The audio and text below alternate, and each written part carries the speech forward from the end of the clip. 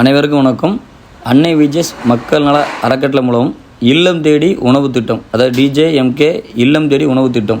இது எதுக்காக நாங்கள் கொண்டு வந்திருக்கோன்னா, இன்றைக்கி இருக்கிற நபர்கிட்ட வாங்கி இல்லாத நபர்கிட்ட கொடுக்கும். இன்றைக்கி ஸ்ரீவைகுண்டம் தொகுதியில் 10,000க்கு மேற்பட்டவங்க 3 வேளை உணவு இல்லாமல் 1 வேளை உணவோ 2 வேளை உணவோ அங்கே சாப்பிட்டு வந்துட்டுருக்காங்க.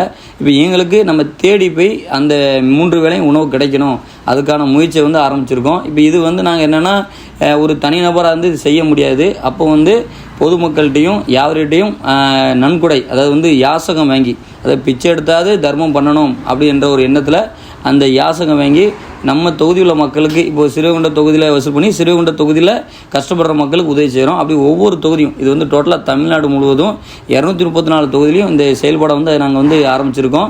இப்போ இது கட்டமாக திருச்செந்தூர் தொகுதியும் ஸ்ரீவைகுண்டம் தொகுதியும் வர 10ஆம் தேதியிலேருந்து ஸ்டார்ட் பண்ணுறோம்.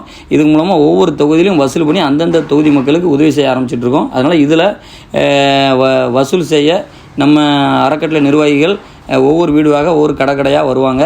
நீங்கள் முடிஞ்ச அளவுக்கு உங்களால் முடிஞ்ச உதவிகள் நீங்கள் செஞ்சீங்கன்னா அதன் மூலமாக நம்ம தொகுதி மக்களுக்கு நம்ம பெரும் உதவியாக இருக்கலாம். ஏன்னா இன்றைக்கி நம்ம இன்றைக்கி 3 வேளை சாப்பிட்றோன்னு சொல்லி நம்ம சந்தோஷப்படுறதை விட்டுட்டு நம்ம 3 வேளை உணவு சாப்பிட்றோம், அது போக ஒரு 2 பேருக்கு நம்ம உணவுக்கு உதவி பண்ணுறோம் அப்படின்ற ஒரு நிலை எல்லார் மனசில் உருவாக்கணும். நியாய தர்மம் என்பது எல்லார் மனசில் உருவாக்கணும். ஏன்னா நான் மட்டும் வாழ்வது தவறாமல் அடுத்தவங்களையும் வாழ வைக்கணும், சக மனிதனையும் வாழ வைக்க வேண்டும் என்ற ஒரு எண்ணத்தை தான் எல்லாத்தையும் விதைக்க வேண்டும் என்ற எண்ணத்தில் தான் தமிழக ஜனநாயக மக்கள் கழகம் என்ற ஒரு கட்சி நிறுவி இதன் மூலமாக எல்லாத்தையும் ஒன்றிணைத்து, ஏன்னா இன்றைக்கி ஒரு சமையல் பண்ணணும்னா அதுக்கு ஒரு இடம் எடுக்கணும், அதுக்கு ஒரு அட்வான்ஸ் வாங்கணும், திருப்பி அதுக்கு அந்த பொருட்கள் வாங்கணும், திருப்பி அங்கேருந்து சமைச்சு அதுக்கு அதை கொண்டு போய் ஆட்கள் மூலமாக இது பண்ணணும், முறையாக அதை சேர்க்கணும். இப்போ இந்த விஷயங்கள்லாம் நம்ம ஏற்பாடு பண்ணியிருக்கோம். அதனால் முடிஞ்ச அளவுக்கு இருக்கப்பட்டவங்க இல்லாதவங்களுக்கு உங்களால் முடிஞ்ச உதவி செஞ்சு இதன் மூலமாக இல்லாத ஒரு நிலையை ஒவ்வொரு தொகுதியிலும் உண்டாக்கும்படி தாழ்மையுடன் கேட்டுக்கொள்கிறோம்.